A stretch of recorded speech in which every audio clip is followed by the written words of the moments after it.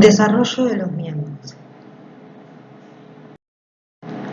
Para hablar del desarrollo de los miembros, vamos a focalizarnos tanto en el origen embriológico, en los mecanismos, como en las malformaciones, tomando estas últimas como aquello que pudo haber fracasado en el mecanismo normal del desarrollo embriológico. Para comprender el crecimiento de las yemas, tanto del miembro superior como del miembro inferior, este crecimiento se da por una interacción entre el epitelio ectodérmico de la cresta apical ectodérmica y el mesodermo lateral hoja parietal o somática. De una interacción entre ambos tejidos se desarrolla el crecimiento de las crestas, tanto superior e inferior correspondiente a los miembros. La altura donde comienzan a crecer estas crestas de los miembros se desencadena debido a una expresión diferencial de genes particulares. A nivel del miembro superior podemos observar una expresión fuerte del gen TBX5 y a nivel del miembro inferior una expresión fuerte tanto del TBX4 como el PITX1. Esta expresión diferencial genera la aparición a la altura correspondiente de ambas yemas, de miembros superiores y miembros inferiores. En cuanto a la disposición espacial de los miembros, estos van a crecer en un eje próximo distal, en un eje antero-posterior y en un eje dorso-ventral. Si tomamos como ejemplo el miembro superior, vamos a observar que el crecimiento próximo distal es aquel que permite el crecimiento de la yema alejándolo del tronco.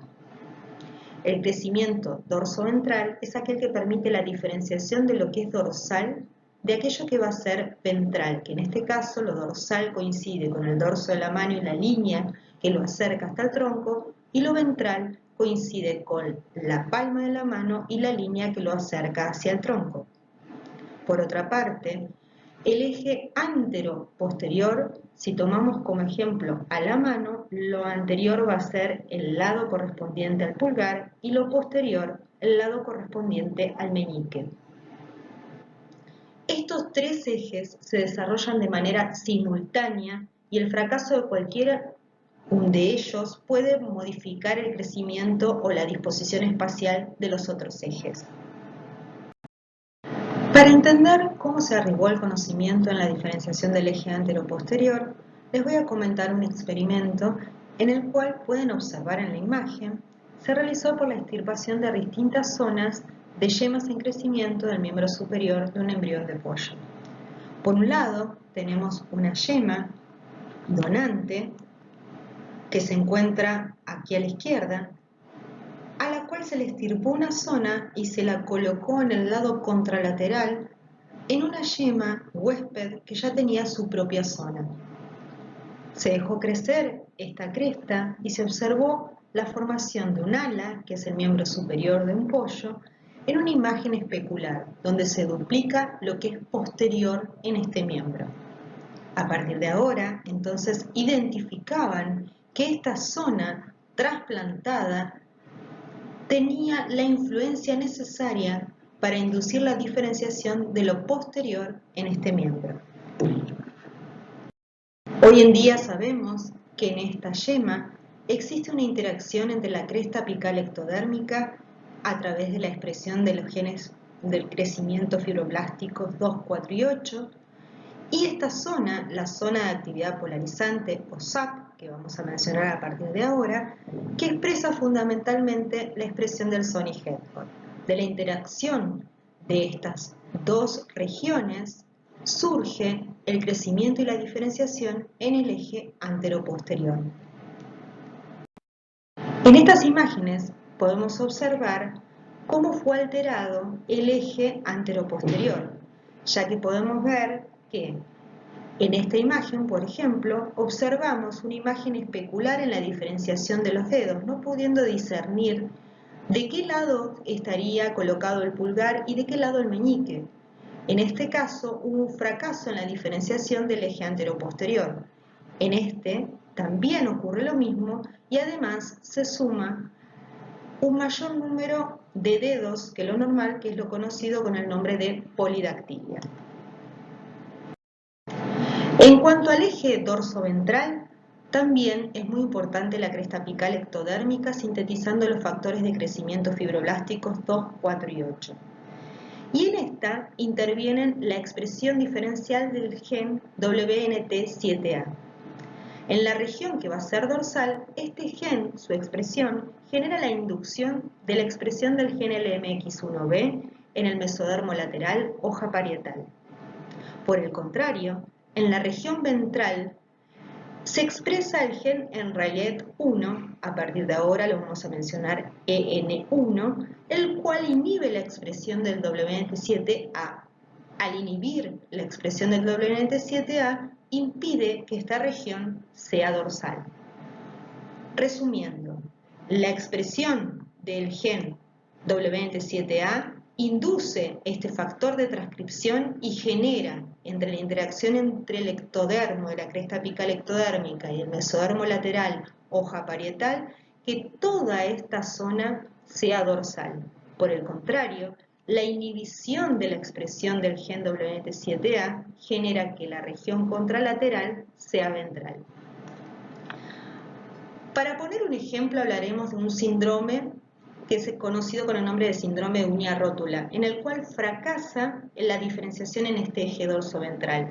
En estos pacientes hay mutaciones en el factor de transcripción LMX1B.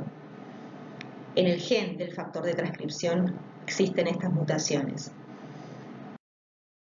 En el síndrome de uña rótula, como podemos observar en la fotografía de la izquierda, podemos observar uñas hipoplásicas que corresponden a la región dorsal de este miembro superior. Por otro lado, podemos observar la ausencia de la rótula, que corresponde también a la región dorsal del miembro inferior. Para entender los conocimientos que intervienen en el eje próximo distal, nuevamente les hablaré de experimentos de extirpación de distintas zonas correspondientes a la yema de los miembros superiores e inferiores. Cuando se extirpaban una zona muy cercana a la cresta apical ectodérmica, que hoy se la conoce con el nombre de ZP por zona de progreso, y se la alejaba de esa cresta apical ectodérmica, toda la yema detenía su crecimiento. Sin embargo, si esa misma zona se la colocaba luego nuevamente sobre la influencia de la cresta apical ectodérmica, esa yema en su conjunto seguía creciendo, alejándose desde el tronco, de manera tal que se diferenciaba en un crecimiento próximo distal. Hoy en día se sabe que esa zona de progreso expresa un factor de transcripción que es el MSX1. Por lo tanto, el eje próximo distal necesita de una interacción entre la cresta apical ectodérmica y el mesodermo inmediatamente subyacente a ella, que genera una inducción en el mismo para la expresión del gen MSX1, de manera tal que mantenga a esta zona de progreso, y para mantenerla así, tiene que mantenerla indiferenciada y con una alta tasa de proliferación. Por otra parte, el crecimiento en el eje próximo distal también requiere la expresión diferencial de los genes Hox. Alteraciones en el crecimiento de este eje próximo distal darán distintos crecimientos anómalos en este eje, dando por ejemplo una focomelia, en donde hay un crecimiento focalizado tanto de los miembros superiores como de los miembros inferiores, como se puede observar en esta fotografía, o dando otro caso como la micromelia, en donde el miembro inferior se encuentra de manera correcta formada, pero está acortado en su longitud próximo distal. En cuanto a los genes de la familia Hox, cabe aclarar que estos genes actúan de manera secuencial su expresión, tanto en la diferenciación de diversas estructuras. Este ejemplo que les pongo acá es sobre específicamente el esqueleto. La expresión diferencial del gen HOX9 genera no solo la diferenciación de la escápula, sino que actúa como un factor de transcripción que induce la expresión del HOX10, el cual se encarga de la diferenciación del húmero, pero a su vez actúa como un factor de transcripción que induce la expresión del HOX11 y así sucesivamente de manera secuencial. Por otra parte, estos genes también intervienen en desencadenar la diferenciación pre- y posaxial. Para que veamos un ejemplo de esto, en pacientes que tienen una hemimelia radial, en donde tienen alterados ciertos genes HOX que participan en la región preaxial, una radiografía se vería de la siguiente manera, en donde observamos que está ausente tanto el radio como las falanges correspondientes al pulgar, todas ellas huesos que corresponden a la región preaxial. En cuanto al desarrollo de los dedos, hoy sabemos que la expresión diferencial de las proteínas morfogenéticas del hueso, BMP 2, 4 y 7, se encargan de inducir la expresión de factores de transcripción MSX1 y 2, las cuales participan en la muerte por apoptosis de las membranas interdigitales y darle la diferenciación o identidad del dedo correspondiente en cada miembro. El fracaso de la apoptosis de esas membranas interdigitales se conoce como sindactilia, en donde entonces podemos observar en estas fotografías la presencia de la unión entre los dedos por la persistencia de la membrana interdigital, como la podemos ver acá, aquí o aquí. En los tres casos hay sindactilia. Lo que es importante recordar que cualquiera de estos ejes están interrelacionados entre sí y que el fracaso de uno conlleva a la alteración de otro eje. Por ende, resumiendo, el eje próximo distal presenta un centro de transmisión, el cual se da por una interacción entre la cresta apical ectodérmica y la zona de progreso, y que las señales moleculares son los factores de crecimiento fibroblásticos a la altura de la cresta apical ectodérmica y el factor de transcripción MSX1 en la zona de progreso. Por el contrario, en el eje anteroposterior, en esta zona anteroposterior, básicamente la expresión diferencial más importante es la del Sony-Hertford.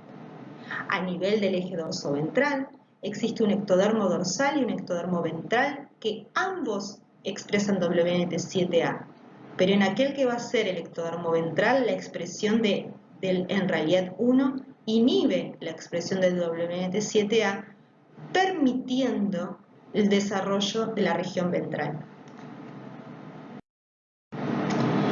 El origen de los tejidos de los miembros, entonces, debemos tener en cuenta que participan distintas capas embriológicas en su formación. El mesodermo lateral, hoja parietal, participa en la formación del esqueleto, tendones, ligamentos, vasculatura. Por otra parte, las somitas, a través de los miotomas. Estas células, al migrar, pueden llegar a las crestas y formar la musculatura correspondiente. Las crestas neurales, al migrar, van a formar tanto las células de Schwann como los ganglios de la raíz dorsal y los axones sensoriales. Y por último, y no menos importante, el tubo neural, por un crecimiento axonal, genera la formación de los axones motores correspondientes a cada miembro. El esqueleto, si nos podemos focalizar solo en las extremidades se originan a partir del mesodermo lateral. Ese mesodermo lateral permite la formación en un principio de un molde cartilaginoso, que será reemplazado por un molde óseo, es decir, tiene una osificación endocondral. Por el contrario, tanto en las vértebras, costillas y esternón, participa el esclerotoma en formar el hueso, y en el cráneo, tanto el neurocráneo como el viscerocráneo, participa el mesodermo paraxial y las crestas neurales. En cuanto a la miogénesis, hay que tener en cuenta entonces que los músculos de estos miembros provienen de los miotomas del mesodermo paraxial. Distintas inducciones generarán la migración de células particulares a las yemas tanto de la cresta superior como inferior. Esta migración de las células, que ya están determinadas a generar cierto grupo de expresión de genes que va a permitir la diferenciación de las células a mioblastos, que se van a ir multiplicando y alineando de manera tal de formar un miotubo ya en la cresta correspondiente. Y varios miotubos van a formar lo que conforman la fibra muscular. Una vez conformada la fibra muscular y su maduración, puede permitir entonces a comenzar las contracciones.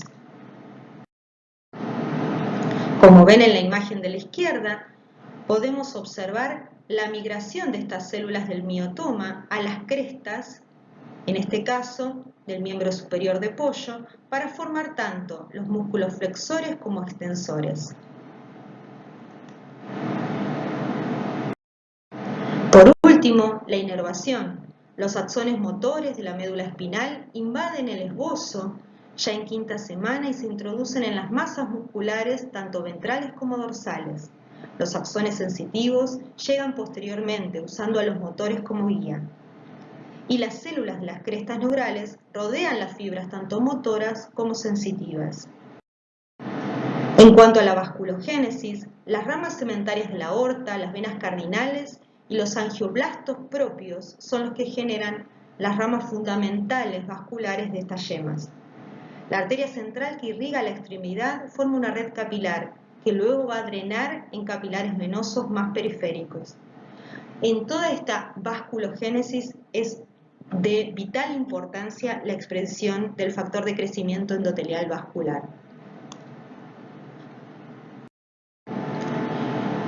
En la década del 60 y 70 se utilizó la talidomida.